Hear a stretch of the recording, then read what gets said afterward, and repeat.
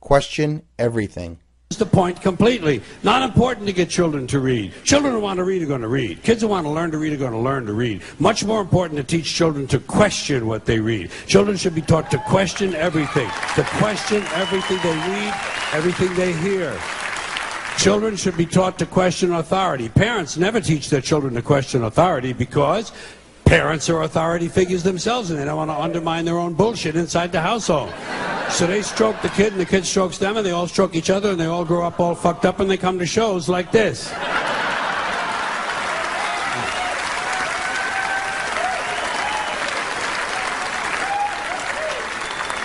Kids have to be warned that there's bullshit coming down the road. That's the biggest thing you can do for a kid. Tell them what life in this country is about. It's about a whole lot of bullshit that needs to be detected and avoided. Question everything. If something is presented to you, you must ask, why is this being presented to me? To whose benefit does this benefit? Does it make me a better person, or does it have me do something that benefits somebody else? If you question everything, it'll take you down the right path, and it possibly keep you out of danger. Judge a man by his questions, rather than his answers. Voltaire. Think if we just applied that quote to our politicians, how different would our lives be? We're always asking questions of the politicians, and they always give us the answer we want to hear, and yet they never do it. I'd much rather have a politician who questions why things are the way that they are, question why we live the way we live, and question how we can change it. I don't want his answers. I want somebody there to ask the questions. Our family structure is broken. The Industrial Revolution took the father out of the house. The Consumer Revolution took the mother out of the house. It takes 2 or 3 incomes to support a family now. Who is left to shape the minds of our children? And who benefits from this? Cui bono? If you don't know what cui bono is, it is what the Roman Senate asked when Caesar was murdered on the Ides of March. They asked, who benefits from this? And that is one of the most important things you could possibly ask. Cui bono? Who benefits from this? The state fills the void. Our society is mass-producing pathological narcissism on a massive scale. This narcissism will be seen as fascination with fame and celebrity, fear of competition, the inability to suspend belief, shallowness and transitory nature, and the quality of personal relationships. We know deep down we are not getting ahead. We are presented saviors who never change the system or solve any of the problems, and our future is not certain. This generation will be the first American generation not to live as well as the previous generation. This, unfortunately, has been designed to happen this way. We have been programmed all of our life to shut out our own personal choices and to conform with society. This could be in the form of your parents' authority, the school's rules, social pressure, or the government laws and regulations. By the time we're adults, we have a self-regulating prison of our own mind. We recognize the symptoms: self-doubt, low self-esteem, lack of motivation, lack of original ideas. We think we know the cause of these problems: our parents, the educational system, the media, maybe even the boss, when in reality, they are just victims of the very same dynamic. Pro! I'm going pro! Oh! Okay. Yeah. I don't know, you'll probably be about as good as I was. That's kind of the way it works, and I was below average, so you'll probably ultimately rank somewhere around there, so you'll excel at a lot of things, just not this. I don't want you out here shooting this ball around all day and night, all right? All right. Okay? All right, go ahead. That is Will Smith and his son from The Pursuit of Happiness. I've watched that scene probably 100 times and I still get chills. It's a perfect example of how society, whether it's your parent, the structure, people who won't tell you you can't, and that cannot happen. And as a whole, a society can put this in through our media, through our values, through our lifestyle, and constantly crush what God has put into us. It doesn't need to be that way.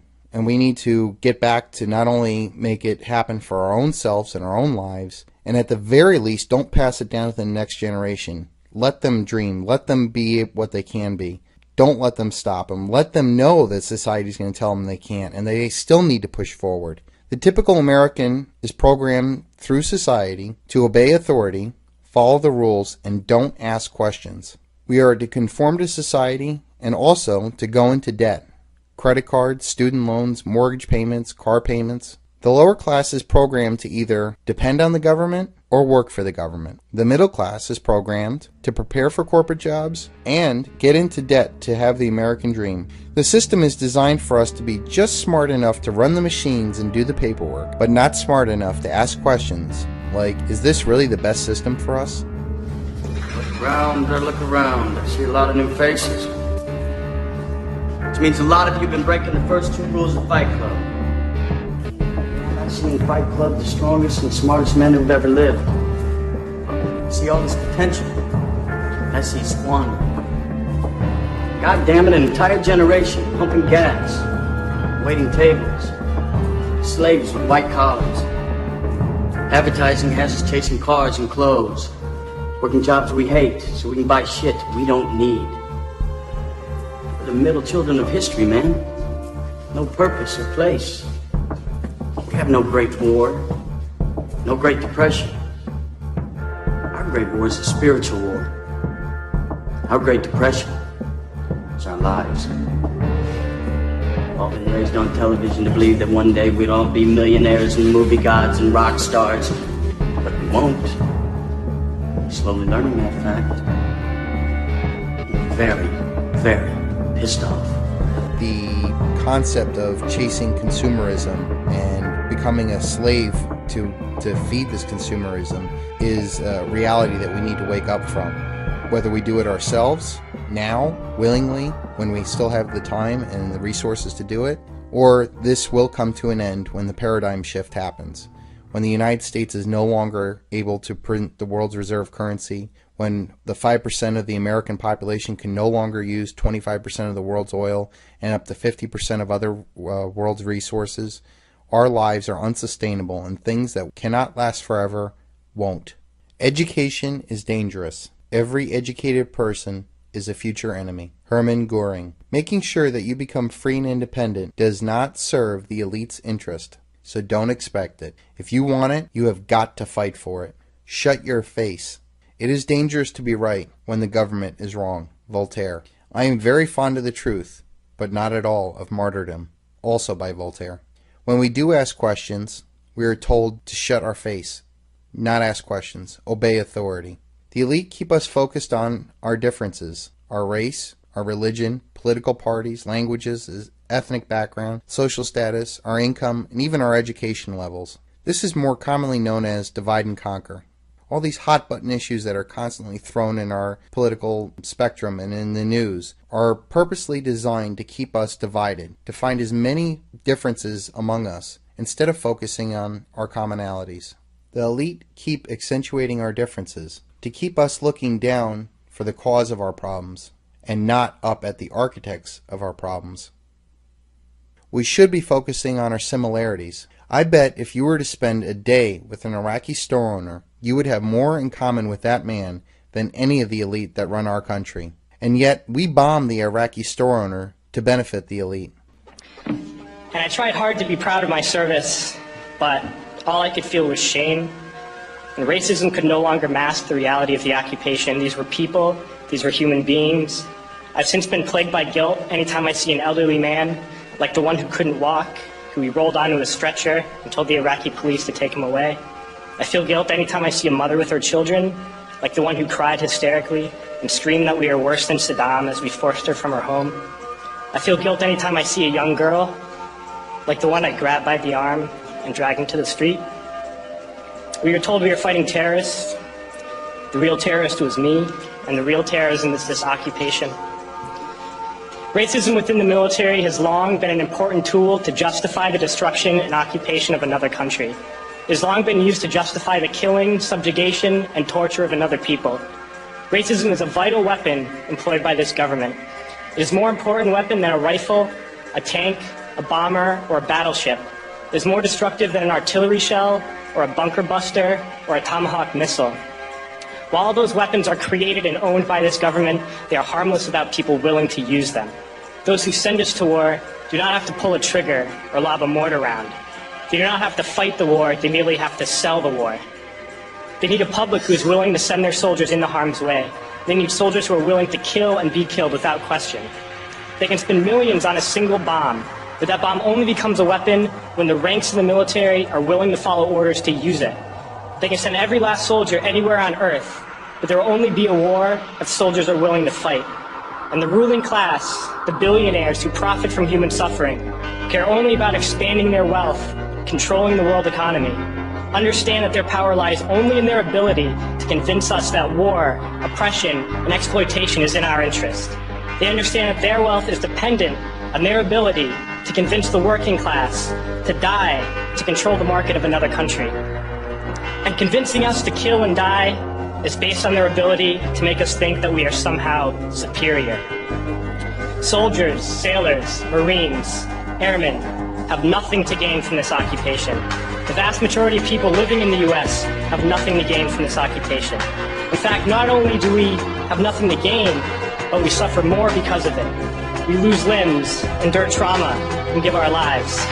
Our families have to watch flag-draped coffins lowered into the earth. Millions in this country without health care, jobs, or access to education must watch this government squander over $450 million a day on this occupation.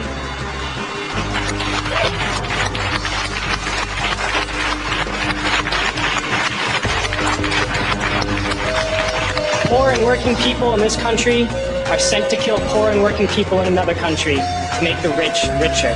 And without racism, soldiers would realize that they have more in common with the Iraqi people than they do with the billionaires who send us to war.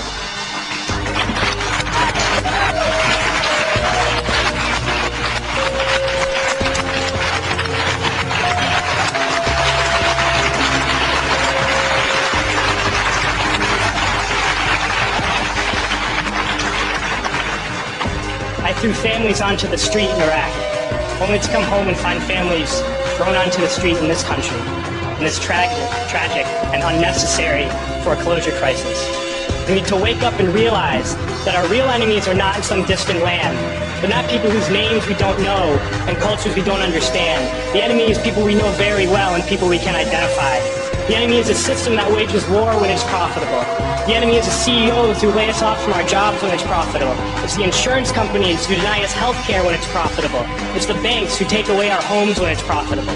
Our enemy is not 5,000 miles away. They are right here at home. If we organize and fight with our sisters and brothers, we can stop this war, we can stop this government, and we can create a better world.